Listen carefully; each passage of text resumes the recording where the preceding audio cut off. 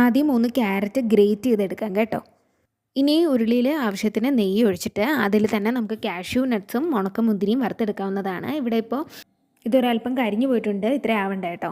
ഇനി നമ്മൾ നേരത്തെ ഗ്രേറ്റ് ചെയ്ത് വെച്ചിരിക്കുന്ന ക്യാരറ്റ് ഇതേ നെയ്യിലിട്ട് ഒന്ന് വഷക്കി എടുക്കാവുന്നതാണ്.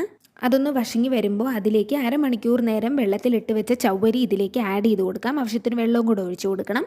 എന്നിട്ട് ഇത് നമുക്കിനി ഒന്ന് തിളപ്പിക്കാനായിട്ട് വെക്കാവുന്നതാണ്. ഇനി അത് ജസ്റ്റ് ഒന്ന് തിളച്ച് വരുമ്പോഴേക്കും നമുക്കതിലേക്ക് ശർക്കരയുടെ പൊടി ആഡ് ചെയ്ത് കൊടുക്കാം. ഇതും നമുക്കൊന്ന് തിളപ്പിക്കാനായിട്ട് വെക്കാവുന്നതാണ്. ഇതൊന്ന് നന്നായിട്ട് തിളച്ച് വരുമ്പോൾ അതിലേക്ക് നമുക്ക് തേങ്ങാപ്പാൽ ആഡ് ചെയ്ത് കൊടുക്കാം. എന്നിട്ട് അത് നന്നായിട്ടൊന്ന് ഇളക്കിയെടുക്കും. ഇനി അടുത്തതായിട്ട് ആഡ് ചെയ്യേണ്ടത് ഏലക്ക പൊടിച്ചെടുത്തതാണ് കേട്ടോ.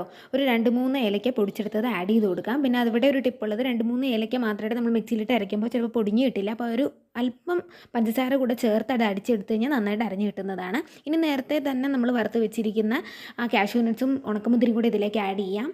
ഇനി ഏറ്റവും ലാസ്റ്റ് നമ്മളൊരല്പം വാനില എസൻസ് കൂടെ ഒഴിച്ച് കൊടുക്കുന്നുണ്ട്. അത് ഓപ്ഷണലാണ്, വേണമെങ്കിൽ മാത്രം മതി.